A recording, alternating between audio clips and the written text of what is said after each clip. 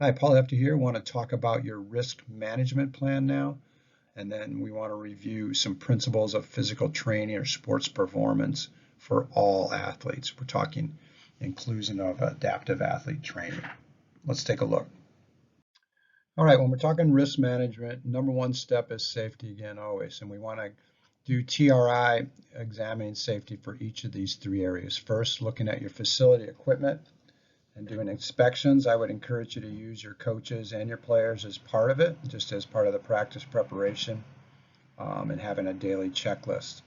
Number two is to have an emergency action plan or an EAP in case of an injury.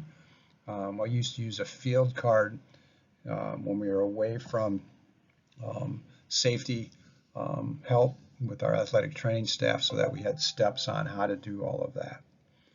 Number three, for the project, you can all assume that you have athletic training and support staffs, but again, you want to talk about their roles in the program. For me, I've used this example before. I just made them actually like an assistant coach, so each of our meetings, we always had that athletic training staff start off the meeting going safety first.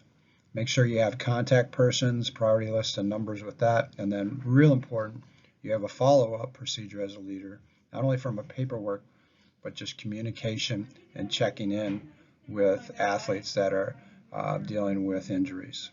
Again, the textbook is a great resource. There's examples on Canvas, and then you can do your individual research.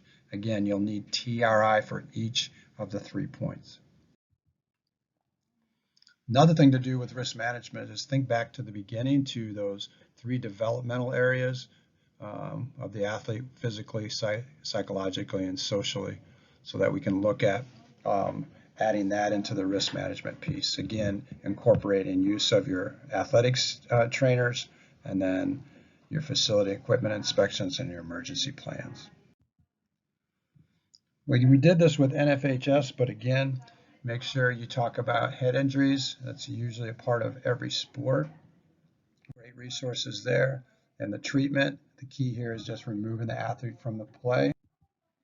And remember, the recovery now is 7 to 10 days, not for having that heart rate being raised. Another one that you may need with your sport is heat illness prevention. Again, if that's part of your sport, then here's some resources to add that into your risk management plan. Again, just looks at some typical symptoms, and then prevention is real simple as hydration, which can be used with every program. So great to address this in your risk management plans. All right, so we'll stop the video here and do a workshop where we'll talk about, again, the 3 seasons, again, determining your facility equipment needs, your safety concerns for the athletes, and then your trainer's roles along with the emergency action plan. So here is the template. Pause it here.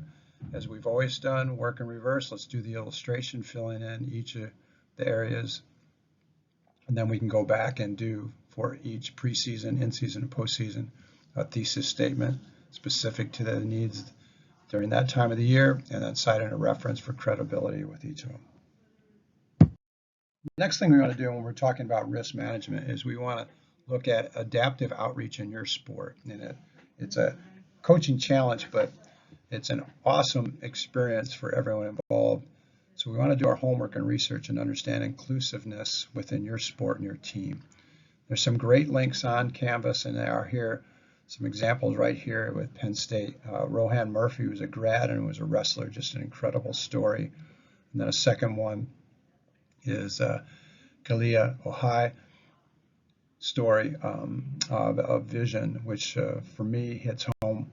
My daughter has a similar situation. So the key point is how can we incorporate and educate all, and then think of some tips from athletes on how to learn and teach as a coach. And we'll look at some of those here next.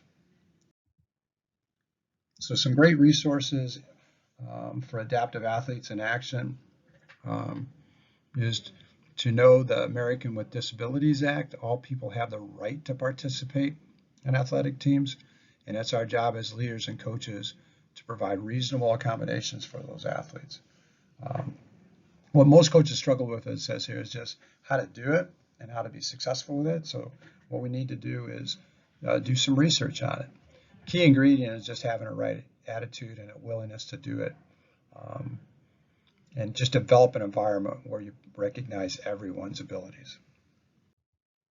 So some tips here. Great resource from Aaron Moffitt, PhD, California State University, is one, focus on the positive, embrace the opportunity to take this challenge on. Number two, treat the athlete as an athlete. Talk to them and develop goals together. They know what they can and can't do or what they want to strive for. It's your job as a leader then to provide opportunities. The best way to do this and empower your athletes to be leaders. Collaborate with athletes, as I mentioned earlier. They can help you develop strategies and techniques together. Learn the accommodations based on the rules in your specific sport. This is where you've got to do your homework and do your research so you can adapt and adjust your teaching. Use similar expectations. Don't change it. The similarities among your team members are, there's more similarities than there are differences. Focus again on the positives. Foster independence. Make sure that, again, you're giving them opportunities, just like you do all your athletes, to improve through failure, but then not being afraid of it, but at the same time, creating opportunities for success and improvement. And then just find advice, research, educate you and your team. Great opportunity. So let's do an adaptive workshop here where you're going to go back to your risk management template and look at ways to adapt and include student athletes in each of the areas. Remember, the developmental areas of your plan should be physical, psychological, and social, all three. So here we are, we'll pause. You can see adding your adaptive plan into this. It may be the same throughout the seasons, but you could look at just some ideas for inclusiveness with each of the areas. All right, to wrap up, just want to show some additional resources, specifically looking at inclusiveness. Here at Penn State, we're one of the leaders in adaptive athletes, different sports that are offered here you can see, and some team types. Next one is Moved United, Sports USA, and last then is National Center on Physical Activity and Disabilities. Thanks.